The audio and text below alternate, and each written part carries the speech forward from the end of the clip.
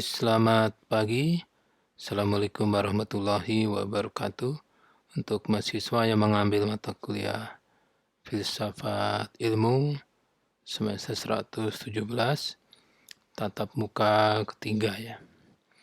Tatap muka ketiga ini mengacu ke kontrak mata kuliah adalah mulai masuk di bab 2, dasar-dasar pengetahuan. Jadi tujuan instruksional tatap muka ketiga ini setelah mengikuti pembelajaran, menonton video pembelajaran, mengerjakan tugas-tugas, di mahasiswa diharapkan dapat menjelaskan cara penalaran dapat mengembangkan pengetahuan. Yang kedua, mahasiswa dapat menggunakan logika atau penalaran baik deduktif dan induktif dalam kehidupan nyata ya. Jadi pokok bahasan ketiga ini adalah penalaran, definisi, ciri-ciri dan hasil kegiatan dari penalaran, pengetahuan, definisi dan jenisnya, bagaimana cara penalaran dapat mengembangkan ya, itu kurang. Pengetahuan, logika, deduktif, induktif dan cara menarik simpulan menggunakan logika ya. Buku referensinya masih menggunakan buku Filsafat Ilmu, sebuah pengantar populer, ini bab 2 ya, dasar-dasar pengetahuan. Ini kita awali dengan suatu fenomena ya. Jadi ada burung merpati pos dan ada gambar keluarga kecil ya yang sedang jalan-jalan. Jadi merpati pos ini mempunyai sistem kembali ke rumah ya, return to base ya, RTB, yang sudah embedded di otaknya. Embedded itu maksudnya sudah tertanam ya di otaknya. Sedangkan kalau manusia ini tidak secara khusus ditanam dalam otak, tetapi cara kembali itu adalah dilatih ya. Jadi kalau Anda lihat ini orang tuanya ajak dua anaknya jalan-jalan naik motor pada suatu sore atau pagi, tergantung ya, hari kerja atau hari libur. Ini diajak jalan-jalan mengelilingi rumah sambil anaknya itu melihat di depannya. Yang di belakang kan sudah sering dijak jalan-jalan sebelumnya, sehingga diharapkan pada suatu rentang waktu tertentu setelah treatment jalan-jalan itu dilakukan berulang-ulang, jadi anak-anak mereka ini bisa kembali ke rumahnya kalau dilepas gitu ya. Merpati pos juga awalnya juga dilatih, tapi pada dasarnya mereka merpati pos itu mempunyai sistem kembali ke sarangnya ya, secara embedded di otak. Itu ada perlombaannya ya. Jadi kalau hewan ini tersimpan dalam fungsi ya, di otak tinggal dipanggil ya. Anda lihat hewan-hewan Anda yang Anda pelihara itu, kalau manusia fungsi-fungsi itu harus dilatih sejak kecil. Ya tentunya ada yang DNA ya, tapi tidak secara umum ya. Kita masuk ke manusia.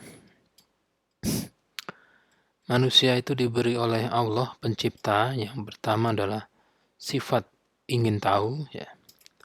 Yang kedua adalah ragu-ragu. Sifat ingin tahu, ragu-ragu. Yang berikutnya adalah kemampuan untuk menalar. Kemampuan ya, ability ya. Kemampuan ini dapat diukur. Dan insting ya, insting. Insting itu apa ya? Sesuatu informasi yang tiba-tiba saja dapat muncul ya. Jadi pengetahuan di kepala Anda, di dalam kepala Anda. Dan menalar ini kata dasarnya adalah nalar. Nalar itu kalau dalam arti nalar dalam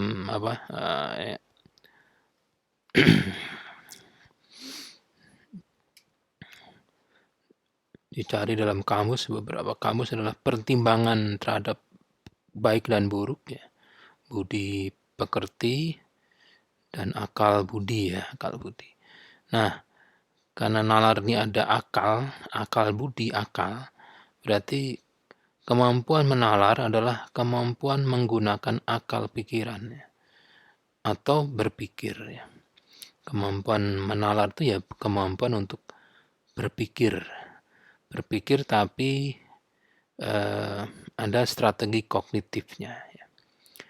Kita sudah membahas definisi berpikir di tatap muka kedua ya. Nah, nalar ini hanya dimiliki oleh manusia saja gitu ya.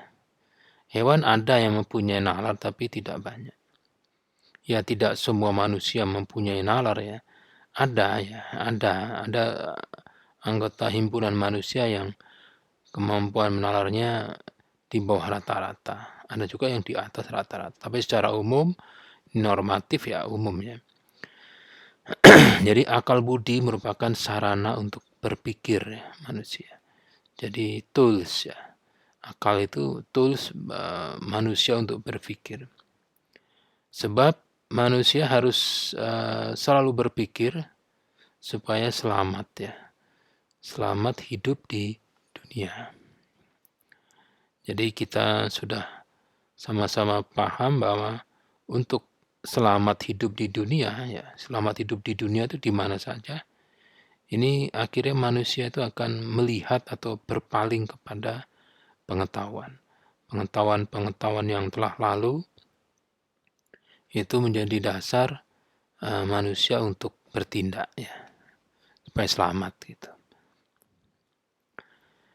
Jadi menalar ini adalah kemampuan yang hanya pada manusia. Maksudnya itu dengan menalar manusia dapat memikirkan objek ya. Objek apa? Objek yang lain. Objek lain yang tidak ada di depannya. Gitu. Misalnya ya, lagi duduk di Transjakarta, itu bisa menyusun solusi ya. Solusi baru bagaimana peletakan ruangan ya di lab yang baru gitu. Nanti lab yang baru ini nanti sebaiknya di sini ada lemari komponen, di sini ada untuk toolman, toolset, di tempat santai-santai dan seterusnya. Atau sambil berdiri di kemacetan ya, karena Anda berdiri di suatu mode transportasi dan terjebak macet, sambil mikir gitu ya, ini kira-kira lintasan terpendek ke kampus ini di hari Senin yang pagi yang indah ini bagaimana gitu. Nah itu. Jadi kemampuan nalar ini atau menalar dari manusia ini digunakan oleh manusia untuk mendapatkan solusi atas suatu fenomena yang memerlukan treatment supaya solusinya bisa terpecahkan. Atau yang tidak sedang dihadapi ya.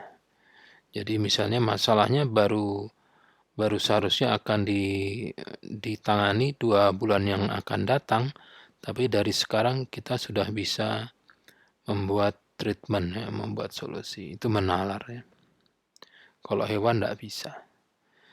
Kalau hewan itu ya yang punya nalar itu paus ya, paus pembunuh itu ya, atau lumba-lumba, serigala. Serigala itu mempunyai sistematika ya, ada simpanse dan seterusnya. Jadi hewan ini bisa saja berpikir seperti manusia, ya kecerdasannya mendekati ya bisa saja, tapi tetap lebih pintar manusia secara umum. Nah, kalau hewan ini tidak menggunakan nalar tapi menggunakan insting ya. Insting itu ya fungsi-fungsi yang ada di dalam otaknya ya, sudah masuk dalam otaknya, di embedded ya. Fungsi bertahan hidup, ya, berkembang biak, hibernation ya. Jadi misalnya kalau mau banjir besar itu semut-semut biasanya keluar dari dalam tanah ya, keluar ke atas. Kalau misalnya tikus-tikus yang ada di apa ya, perahu atau di kapal laut itu, kalau kapal lautnya mau kena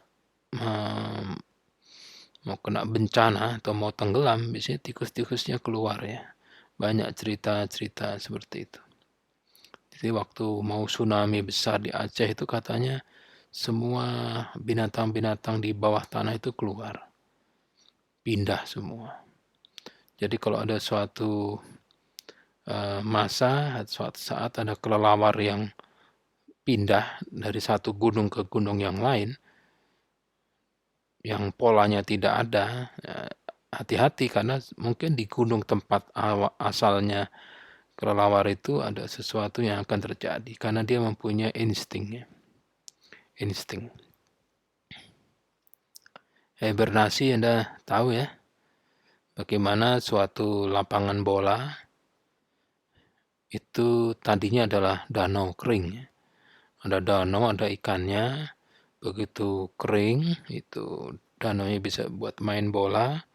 Jadi begitu hujan turun, danaunya terisi air, terus ada airnya lagi, ada ikannya lagi. Nah, dari mana itu ikan gitu ya? Ya, ada ikan yang melakukan hibernasi. Kita masuk ke hakikat penalaran ya. Penalaran ini merupakan suatu proses berpikir yang menggunakan karakteristik tertentu dalam menarik kesimpulan menjadi suatu pengetahuan baru, gitu ya. Jadi penalaran itu adalah proses berpikir atau pola berpikir manusia ya, untuk membuat kesimpulan. Nah, kesimpulan itu berupa pengetahuan yang baru. Nah, proses berpikirnya seperti apa gitu ya. Kenapa? Kok ditanya? Ya karena kan manusianya ini banyak ya. Kalau satu manusia dan yang lain itu kan pasti tidak mungkin sama. Walaupun kembar identik, satu sel belah dua, itu kalau berpikir pun juga akan berbeda-beda gitu. Jadi proses berpikirnya akan berbeda. Sehingga definisi kebenarannya, kenapa dia memilih proses berpikir tersebut juga akan berbeda-beda. Sehingga jalan pikiran, jalan pikiran dari suatu proses penalaran akan juga mempunyai kriteria kebenaran yang berbeda-beda. Maksudnya setiap penalaran akan mempunyai kriteria kebenaran yang berbeda-beda. Kenapa proses berpikirnya mengarah ke jalan A gitu? Apakah jalan B salah? Berarti kan dia menganggap jalan A benar. Jadi jalan A ini mempunyai kriteria kebenaran yang dipenuhi gitu dibanding jalan yang lain gitu. Jadi penalaran kesimpulannya adalah suatu kegiatan berpikir yang mempunyai karakteristik tertentu dalam menemukan pengetahuan. Jadi dibolak-balik aja ya. Jadi saya akan menegaskan kembali. Jadi penalaran adalah kegiatan berpikir, ya, proses berpikir, pola berpikir yang mempunyai karakteristik tertentu dalam menemukan pengetahuan. Jadi dalam menemukan pengetahuan itu mempunyai tata cara tertentu gitu. Itu adalah penalaran. Nah, supaya pengetahuan yang diperoleh dari hasil penalaran mempunyai dasar kebenaran, ya. Jadi maksudnya pengetahuan yang dihasilkan dari suatu hasil penalaran ini mempunyai kebenaran, maka proses berpikirnya ini harus dilakukan dengan suatu cara tertentu. Gitu. Cara tertentu bagaimana? Ya nanti kita bahas. Itu baru dibahas separuh sekarang dan sisanya di tatap muka keempat insya Allah. Jadi proses berpikir supaya menghasilkan pengetahuan ini harus mempunyai langkah atau cara tertentu. Nah, penarikan kesimpulan dianggap benar jika penarikan kesimpulan dilakukan menurut cara tertentu tersebut.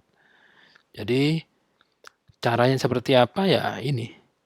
Cara penarikan kesimpulan menggunakan cara tertentu disebut dengan logika. Jadi logika itu adalah suatu cara penarikan kesimpulan menggunakan cara tertentu. Itu logika. Jadi Anda sudah belajar logika kan, rangkaian logika.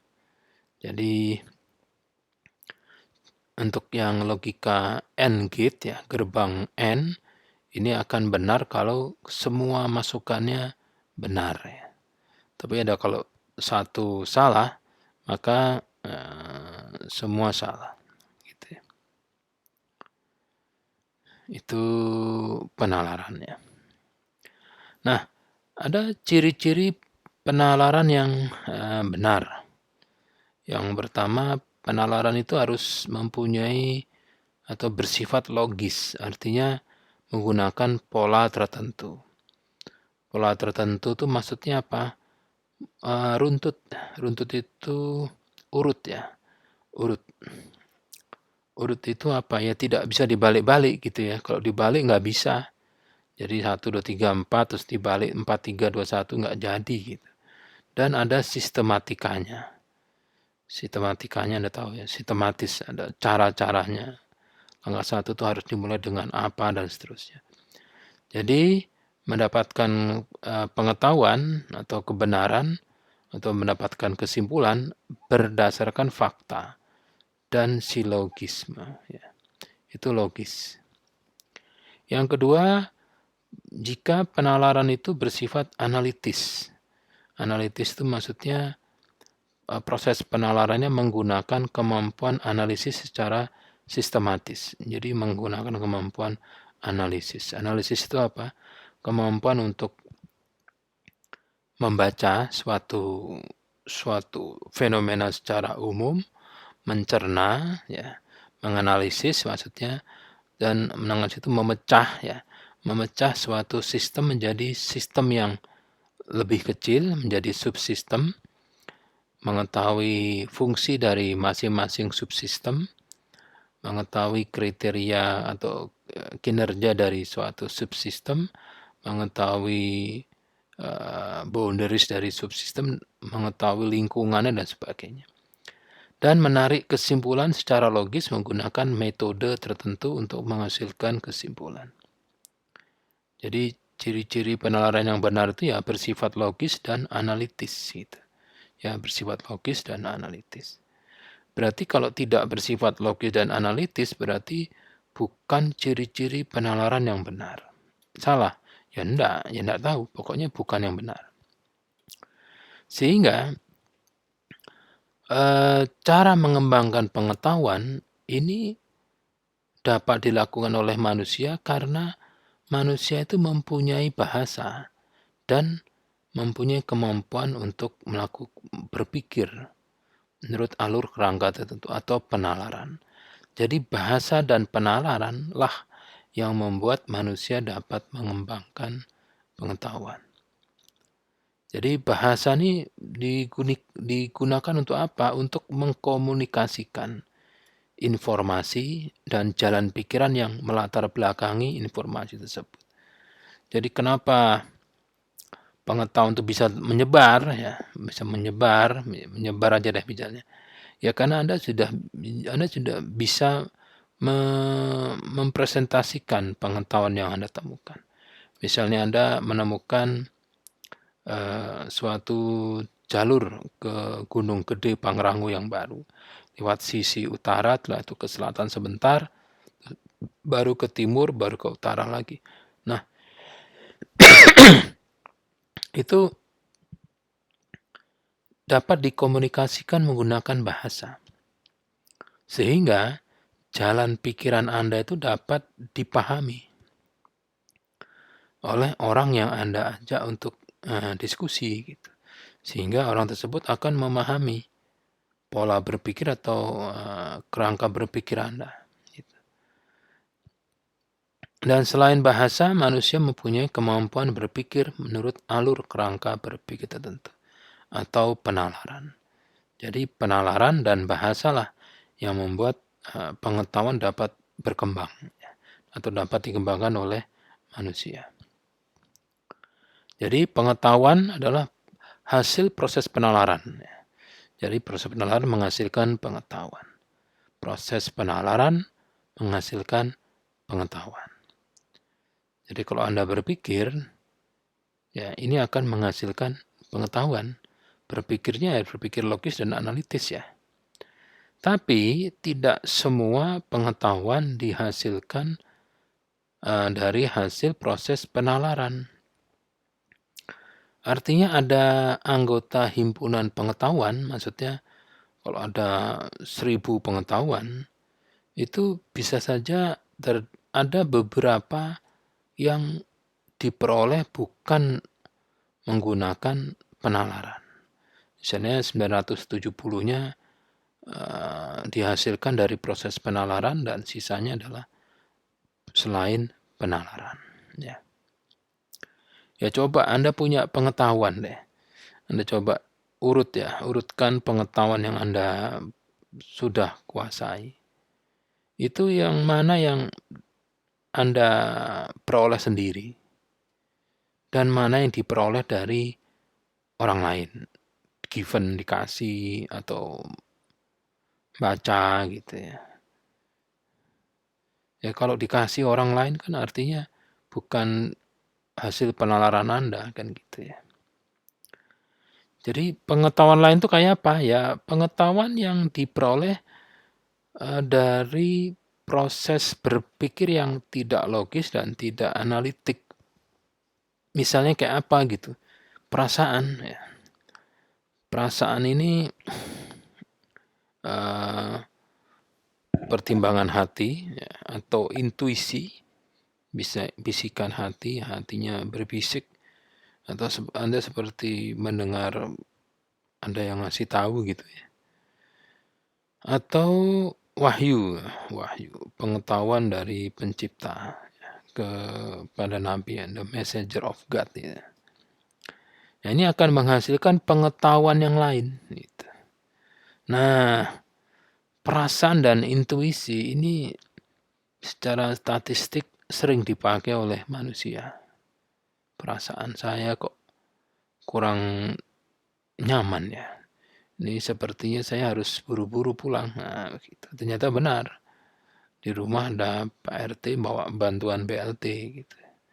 Jadi ini perasaan. Kalau intuisi itu seperti kayaknya besok nggak usah kuliah nih. Gitu. Kenapa? Ya segitu aja.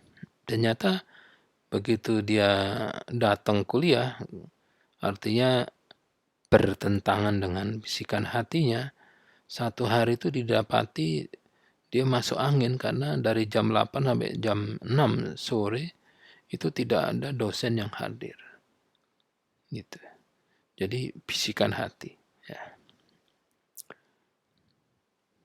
Sehingga terdapat dua jenis pengetahuan berdasarkan pada usaha untuk menemukan pengetahuan. Yang pertama atau menemukan kebenaran pengetahuan yang benar atau menemukan kebenaran atau mendapatkan kesimpulan atau mendapatkan pengetahuannya. Yang pertama adalah hasil usaha aktif, ya, ini penalaran atau proses berpikir. Anda mendapatkan pengetahuan dari intuisi, Anda mendapatkan pengetahuan dari perasaan Anda, itu kurang A ya. Jadi yang berikutnya adalah jenis pengetahuan yang ditawarkan atau diberikan. Jadi wahyu. Yang kedua adalah pemimpin wilayah. Jadi misalnya Anda dikasih pengetahuan, coba nih dipakai aja gitu. Anda nggak paham tapi tinggal pakai bisa. Itu namanya sudah diberikan gitu. Kalau ditawarkan itu kan beda ya. Mau nerima apa enggak nih? mau deh, nah itu ditawarkan. Kalau yang hasil usaha Anda sendiri ya hasil proses berpikir gitu.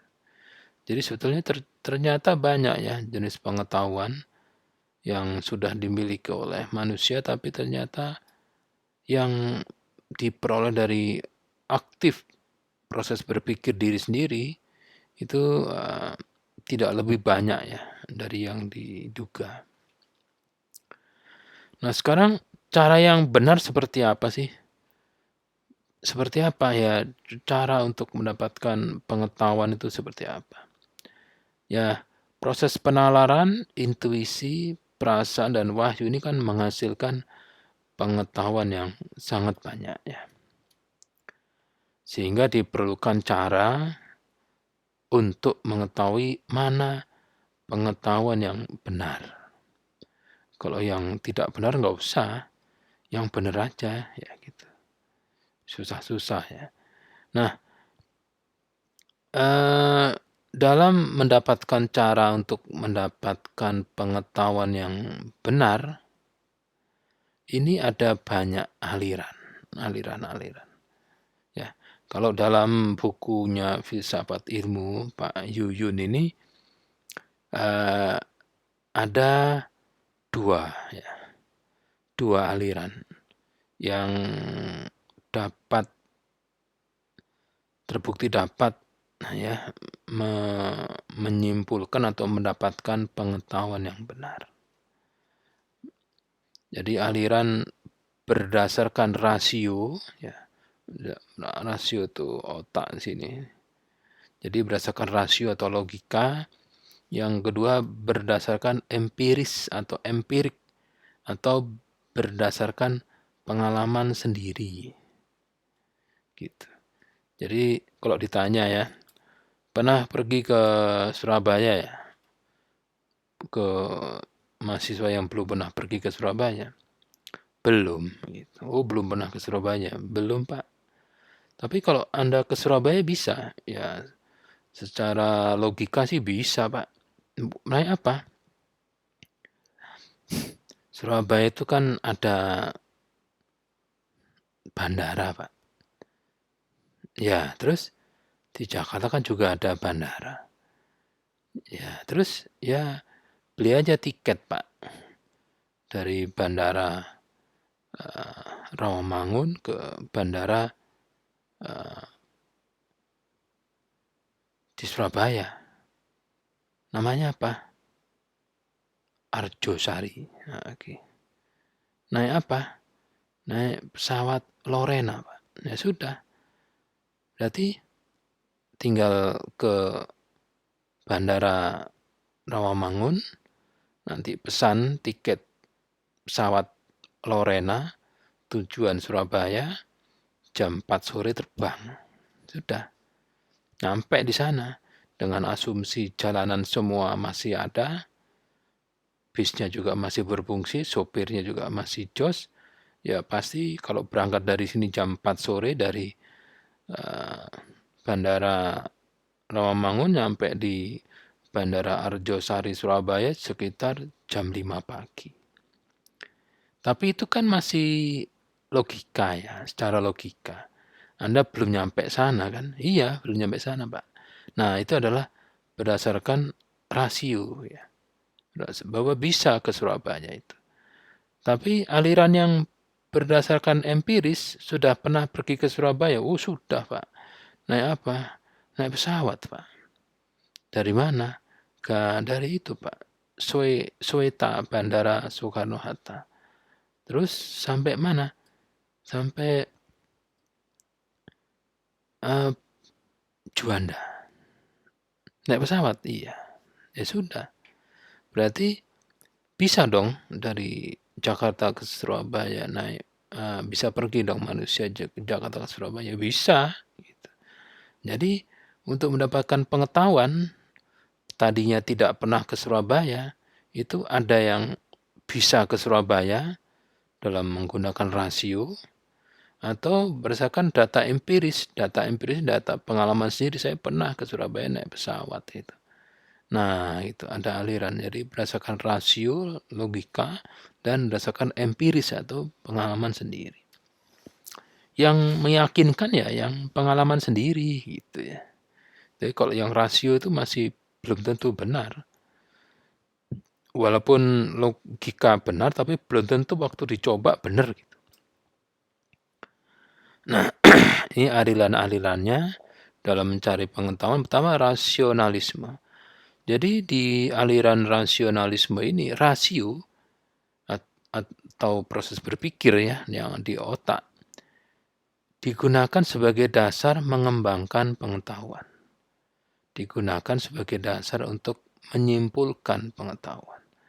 Tapi aliran empirisme ini menggunakan pengalaman sendiri ya sebagai dasar untuk mengembangkan atau menyimpulkan atau mendapatkan pengetahuan yang baru. Itu ya. Jadi ada rasio dan ada empiris ya. Nah, kalau penalaran adalah kegiatan berpikir untuk mendapatkan pengetahuan menggunakan cara tertentu, disebut logika, dalam mata kuliah filsafat ilmu, penalaran yang dimaksud dalam bukunya Pak Yuyun adalah penalaran ilmiah.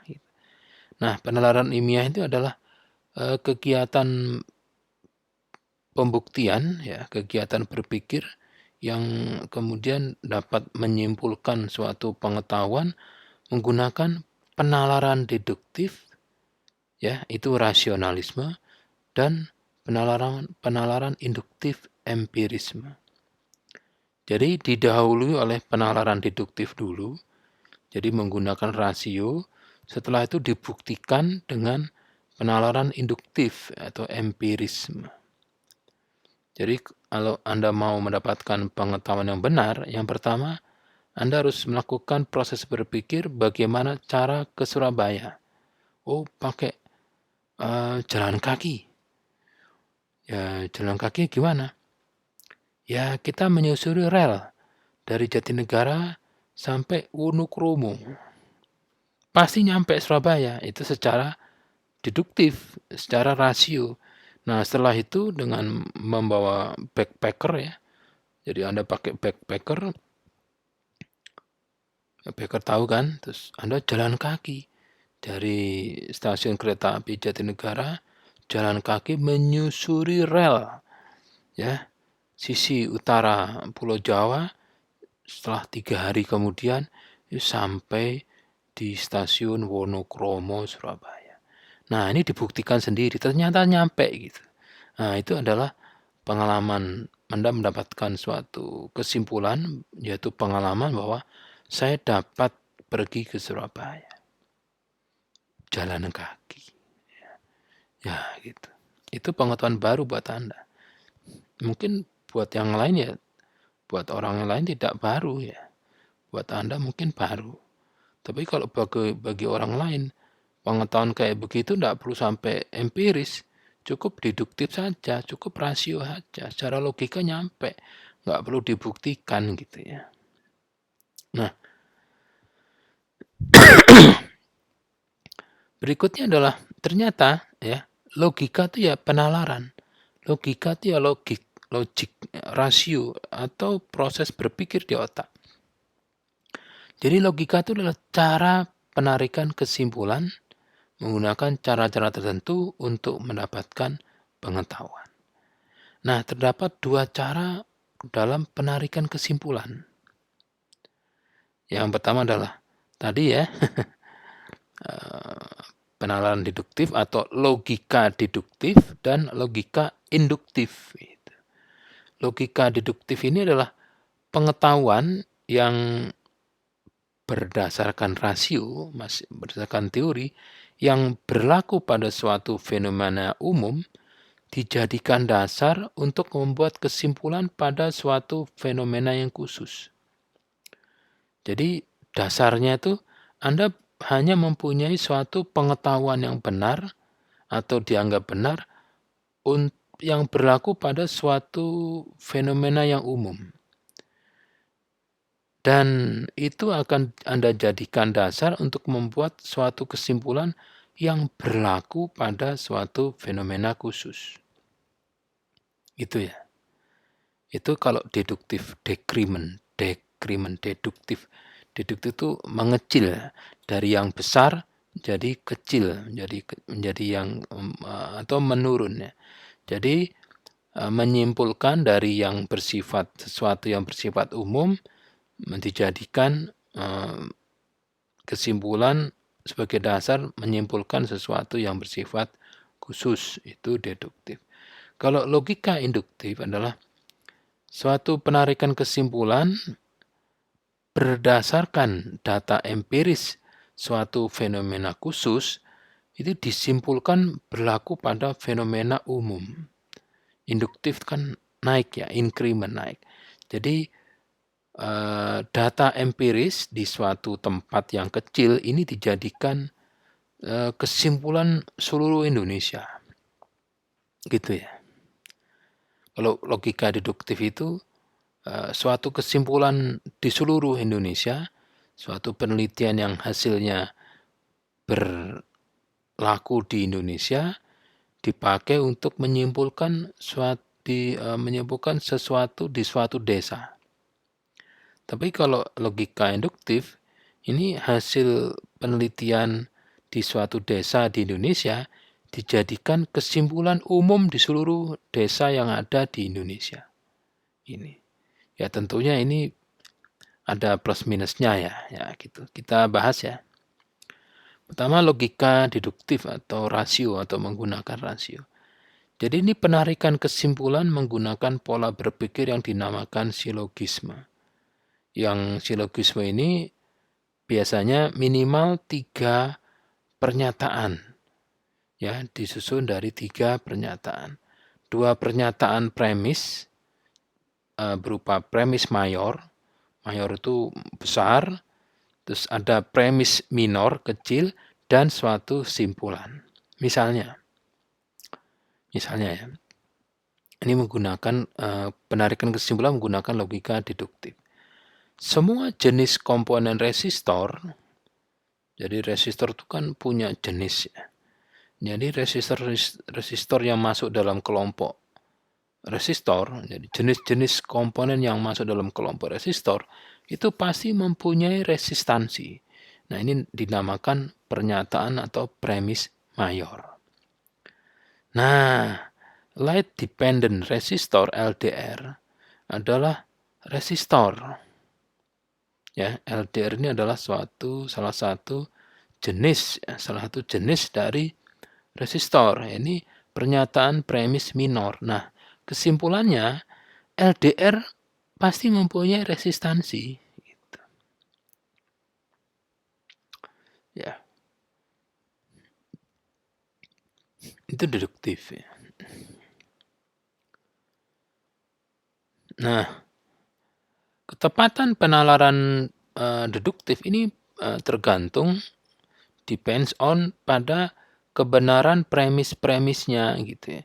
Kalau premis mayornya salah ya salah, walaupun premis minornya benar. Dan juga tergantung dari validity atau validitas, kevalitan dalam menarik kesimpulan. Jika salah satu premisnya atau penarikan kesimpulannya tidak valid, maka kesimpulan jauh dari benar. Misalnya, semua santri yang mondok di pondok pesantren menggunakan celana dalam. Ini premis mayor. Tapi diduga kuat ini. Semua santri yang mondok itu pakai celana dalam. Nah, kuat manyun adalah santri yang mondok. Jadi dari himpunan santri yang mondok itu ada yang namanya kuat manyun. Ini premis minor. Sehingga celana dalam yang lupa diangkat di tali jemuran di halaman depan ruang tamu ponpes, yang itu tuh, yang membuat pemandangannya menjadi kurang jos, ini adalah milik kuat manyun. Ini adalah kesimpulan. Ya belum tentu benar gitu ya. Lah, katanya kan semua santri yang mondok di mari pakai celana dalam. Lah belum tentu benar. Coba santri yang sekarang ada itu suruh melorotin baju bawahnya. Belum tentu itu sarungnya itu begitu dipelorotin pakai ada celana dalam. Ada santri yang mungkin tidak pernah pakai celana dalam sejak kecil itu. Jadi premis mayornya bisa saja salah gitu. Nah, kalau toh premis mayornya benar setelah diadakan suatu treatment atau pembuktikan, ya caranya nggak tahu gitu ya. Itu ada bukti bahwa semua santrinya pakai celana dalam, Pak. Nah, kuat manyunnya ini loh. Ini ternyata santri baru datang gitu. Baru diantar orang tuanya. Nah, pakaiannya baru besok gitu. Ya sehingga celana dalam yang lupa diangkat itu belum tentu punyanya santri, jangan-jangan punyanya fasilitator, karena dia pengen tahu kenapa sih di Ponpes ini kok celana dalamnya selusin kok cuman bertahan sekian hari gitu. Nah, jadi ini penarikan kesimpulan pakai logika deduktif ini banyak ininya ya, banyak kebenarannya masih perlu ditelaah gitu ya, karena tidak semuanya benar gitu ya. Deduktif itu banyak melesetnya gitu. Ya sekarang logika induktif. Jadi penarikan kesimpulan berdasarkan data empiris. Data empiris tahu ya tadi ya, data hasil penelitian sendiri atau data hasil pengujian sendiri dari suatu fenomena khusus dijadikan berlaku pada suatu fenomena umum. Gitu ya. Jadi membuat kesimpulan secara umum penting dilakukan karena dua keuntungan bersifat ekonomis ya. Jadi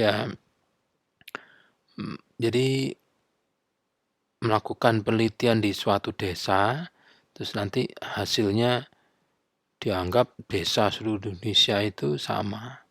Jadi bisa menggunakan data yang itu.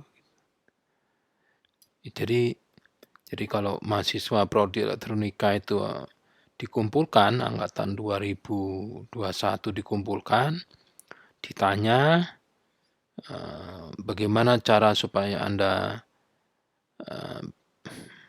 bisa mendapatkan sambungan internet yang cepat, itu nanti hasilnya dianggap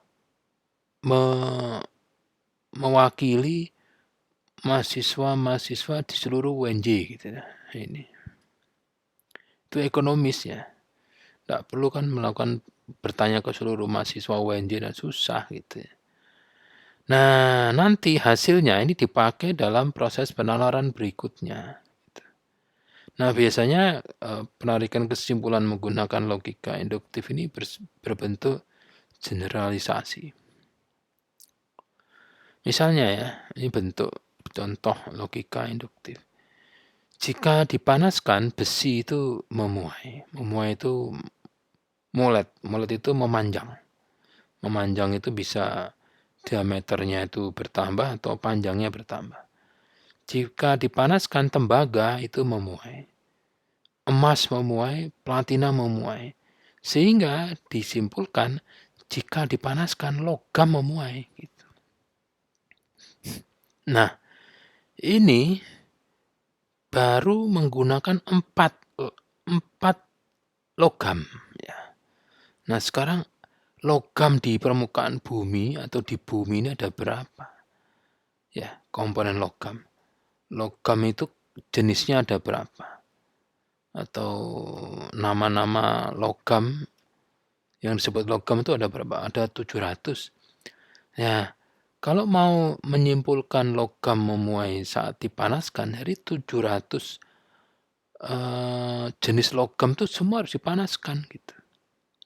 Tapi kalau dari 704 dipanaskan terus membuat kesimpulan seperti ini, nah ini kurang juga baik gitu ya.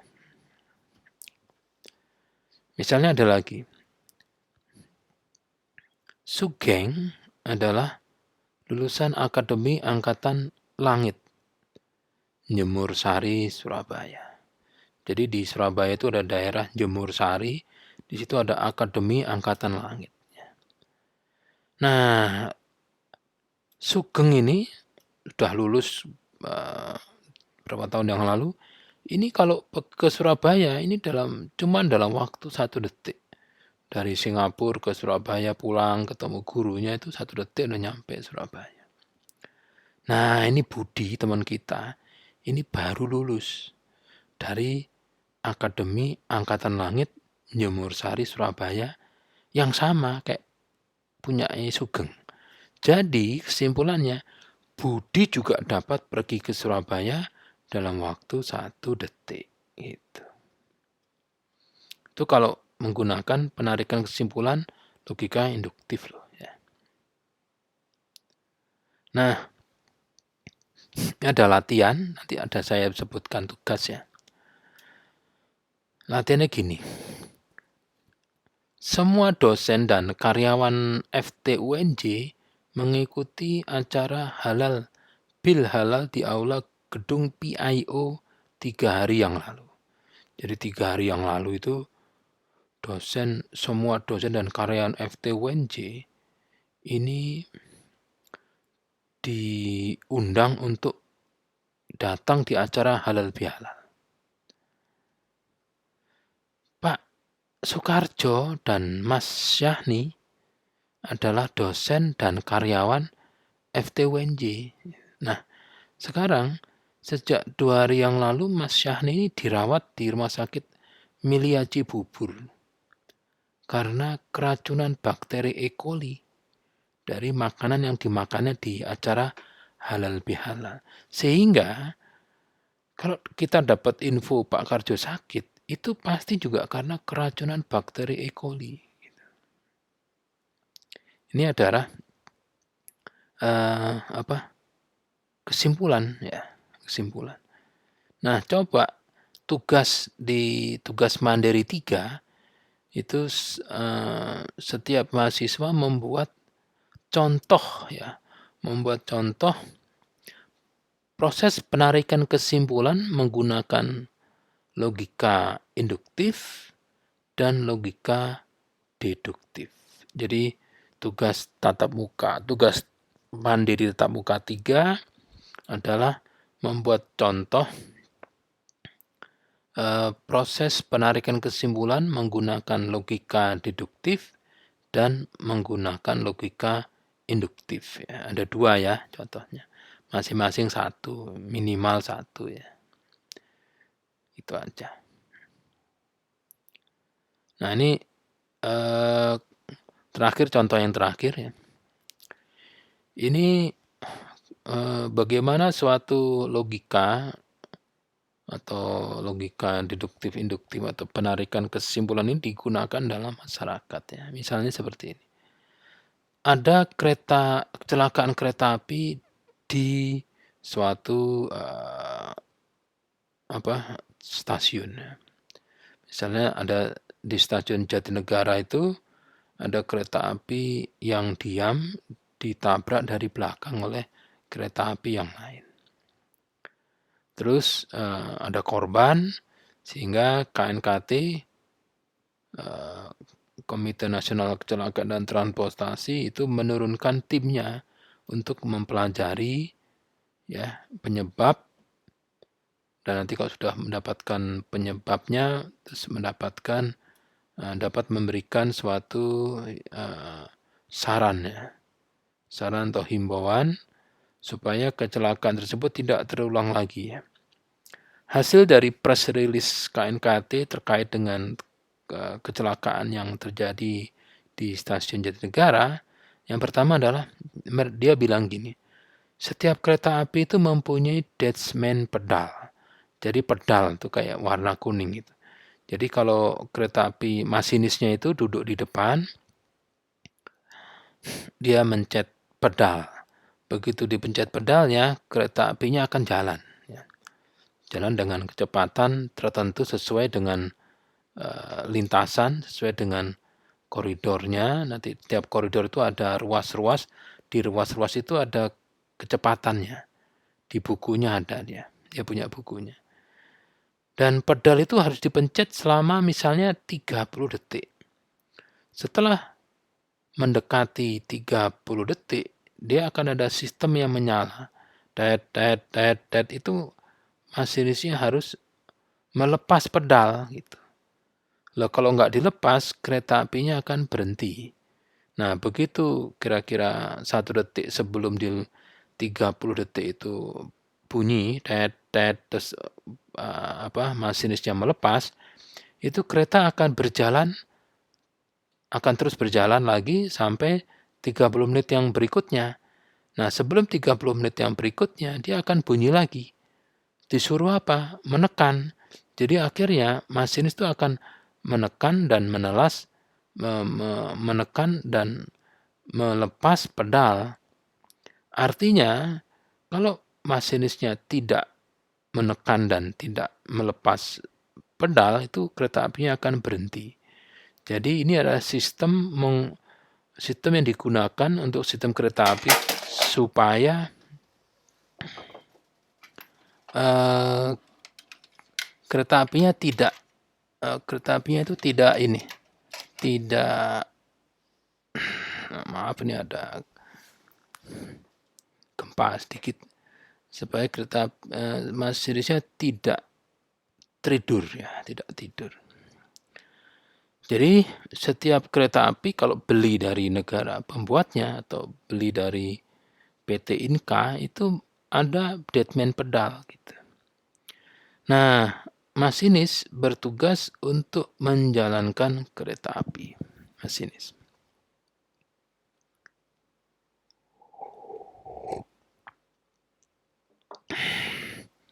Nah, masinis kereta api adalah manusia. Nah, pada saat tim KNKT itu melakukan penyelidikan di plafon ruang masinis lokomotif yang terlibat kecelakaan, ternyata banyak didapati unsur CO ya, di atas ambang batas di plafon. Ternyata bukan hanya di plafon, di dalam darahnya masinis yang luka di situ juga banyak CO-nya gitu. Nah,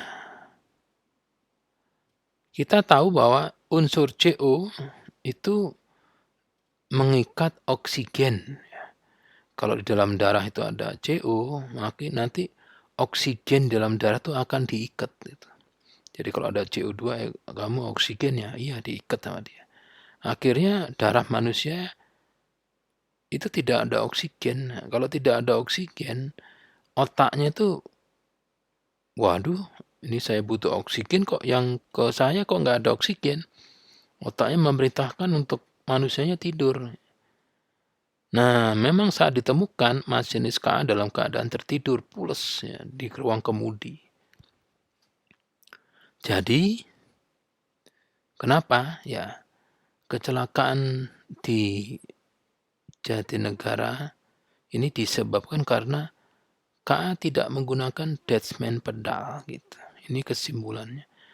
Nah, itu kalau CO-nya dapat dari mana? Karena hasil pembakaran yang tidak sempurna masuk ke dalam plafon ruang kabin masinis. Ruang masinisnya menghirup CO, terus dia akhirnya tertidur. Sebetulnya kalau tertidur, kereta apinya harusnya berhenti sendiri.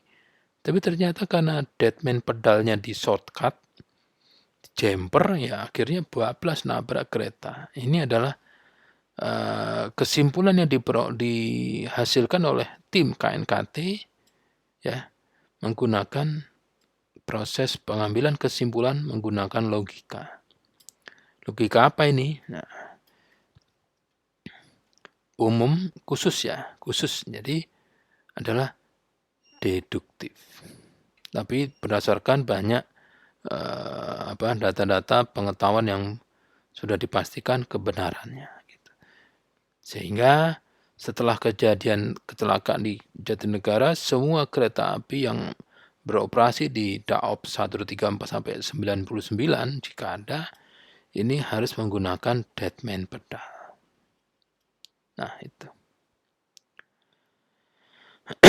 Oke ya, sampai sini ini sudah selesai semua. Sampai tugas-tugasnya.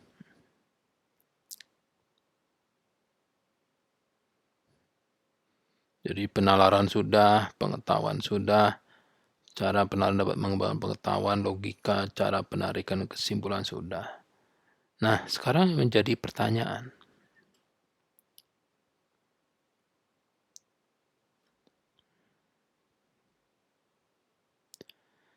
Bagaimana cara mengetahui bahwa pernyataan atau premis tersebut benar?